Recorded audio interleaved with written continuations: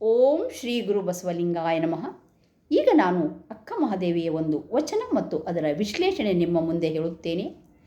ತನು ಕರಗದವರಲ್ಲಿ ಮಜ್ಜನವನೊಲ್ಲೆಯಯ್ಯ ನೀನು, ಮನ ಕರಗದವರಲ್ಲಿ ಪುಷ್ಪವನೊಲ್ಲೆಯಯ್ಯ ನೀನು, ಹದುಳಿಗರಲ್ಲದವರಲ್ಲಿ ಗಂಧಾಕ್ಷತೆಯ ನೊಲ್ಲೆಯಯ್ಯ ನೀನು, ಭಾವಶುದ್ಧವಿಲ್ಲದವರಲ್ಲಿ ಧೂಪವನೊಲ್ಲೆಯಯ್ಯ ನೀನು, ಅರಿವು ಕಣ್ದೆರೆಯದವರಲ್ಲಿ ಆರುತಿಯನೊಲ್ಲೆಯಯ್ಯ ನೀನು, ತ್ರಿಕರ್ಣ ಶುದ್ಧವಿಲ್ಲದವರಲ್ಲಿ ತಾಂಬೂಲವನೊಲ್ಲೆಯಯ್ಯ ನೀನು, ಪರಿಣಾಮಗಳವಲ್ಲದವರಲ್ಲಿ ನೈವೇದ್ಯವನೊಲ್ಲೆಯಯ್ಯ ನೀನು, ಹೃದಯ ಕಮಲ ಶುದ್ಧವಿಲ್ಲದವರಲ್ಲಿ ಇರಲಯ್ಯಯ್ಯ ನೀನು, ಎನ್ನಲ್ಲಿ ಏನುಂಟೆಂದು ಎನ್ನ ಕರಸ್ಥಲವನೆಂಬುಗೊಂಡೆ ಹೇಳ ಚನ್ನಮಲ್ಲಿಕಾರ್ಜುನಯ್ಯ ಅಂತ ಅಕ್ಕಮಹಾದೇವಿ ಹೇಳ್ತಾಳೆ.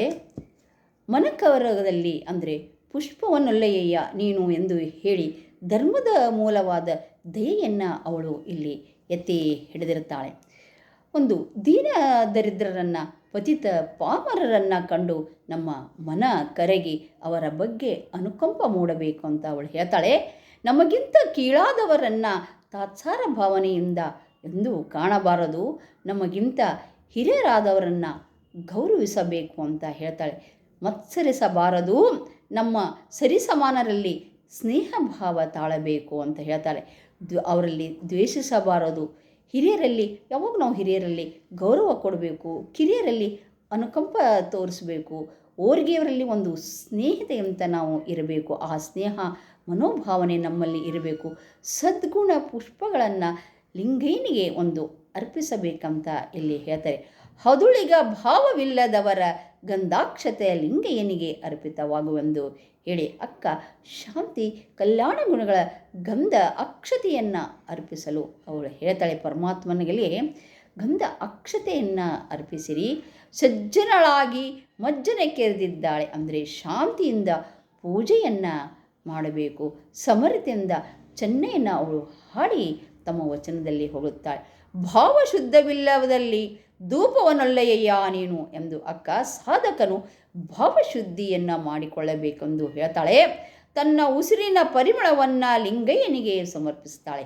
ಕಾರಣ ಶರೀರ ಪರಿಶುದ್ಧವಾದಾಗ ಮಾತ್ರ ಭಾವಶುದ್ಧಿಯಾಗಿ ಅವರ ಜೀವನವೇ ಪರಿಮಳವಾಗುವುದು. ಅದುವೇ ಲಿಂಗಯ್ಯನಿಗೆ ಧೂಪವಾಗಿ ಸದಾಕಾಲವಾಗುತ್ತಿರುವುದೆಂದು ತನ್ನ ಸ್ವಾನುಭವವನ್ನು ತನ್ನ ವಚನದಲ್ಲಿ ಹೇಳಿಕೊಂಡಿದ್ದಾಳೆ.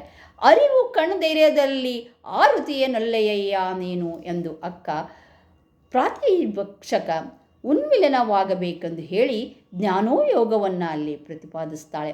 ಜ್ಞಾನ ಕಿರಣಗಳೇ ಲಿಂಗಯ್ಯನಿಗೆ ಆರುತಿಯಾಗಬೇಕು. ಪಿಂಡ ಬ್ರಹ್ಮಾಂಡಗಳೇ ಸೂರ್ಯ ನಕ್ಷತ್ರಿಗಳೆಲ್ಲ ಪ್ರಕಾಶವೆನ್ನುತ್ತ ಮಹಾದಾನಿ ಪರಂಜ್ಯೋತಿಗೆ ಚಿಕ್ಕ ಹಣತಿ ಬೇಕೇ, ಚಿಮಣಿ ಕೊಂದು ಸೂರ್ಯನು ಹುಡುಕಬೇಕೆ ಅಂತ ಹೇಳ್ತಾರೆ. ಒಂದು ಚಿಮಣಿ ತಗೊಂಡು ನಾವು ಸೂರ್ಯನನ್ನು ಹುಡುಕಕ್ಕಾಗುತ್ತದೆ? ಅರಿವಿನಾರತಿ ಬೆಳಗಬೇಕು ಅಂತ ಅವ್ರು ಹೇಳ್ತಾರೆ. ನಮ್ಮ ಅರಿವಿನ ಆರತಿ ಅಂದರೆ ನಮ್ಮಲ್ಲಿ ಆ ಭಾವನೆಗಳನ್ನು, ಶುದ್ಧವಾದ ಒಂದು ಭಾವನೆಗಳನ್ನು, ಆ ಅರಿವು ನಮಗೆ ಇರಬೇಕು ಅಂತ ಹೇಳ್ತಾಳೆ. ಪರಿಣಾಮಿಗಳಲ್ಲದವರಲ್ಲಿ ನೈವೇದ್ಯವನ್ನೊಲ್ಲೆನಯ್ಯ ನೀನು ಎಂದು ಹೇಳ್ತಾಳೆ.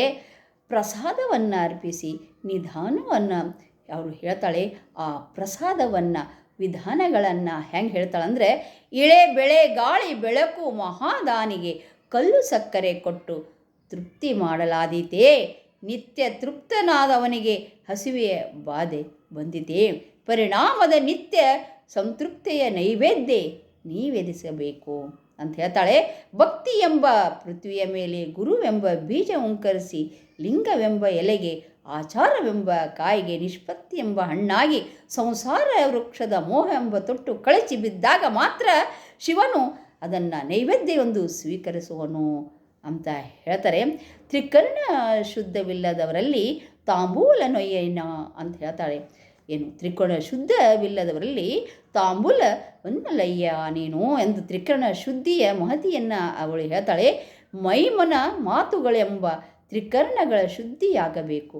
ಅಂಗದ ಮೇಲೆ ಲಿಂಗವ ಧರಿಸಿ ಪವಿತ್ರ ಕಾಯಕ ಮಾಡಿ ಮೈ ಶುದ್ಧಿ ಮಾಡಿಕೊಳ್ಳಬೇಕು, ಗಂಗಾ ಜಲದಿಂದಲ್ಲ ಅಂತ ಹೇಳ್ತಾಳೆ. ಮನದಲ್ಲಿ ಸದಾಶಿವನ ಚಿಂತೆ ಜ್ಞಾನ ಮಾಡಿ ಮನವ ಪವಿತ್ರಗೊಳಿಸಬೇಕು. ಪ್ರಣವ ಪಂಚಾಕ್ಷರಿಯನ್ನು ಸದಾಕಾಲ ಪಠಿಸುತ್ತಾ ಶಿವನ ಸ್ವರೂಪವನ್ನು ಭಜಿಸುತ್ತಾ ಮಾತನ್ನು ಶುದ್ಧಗೊಳಿಸಬೇಕು. ಇದು ತ್ರಿಕರಣ ಶುದ್ಧಿಯ ಒಂದು ವಿಧಾನ ಅಂತ ಅವಳು ಹೇಳ್ತಾಳೆ.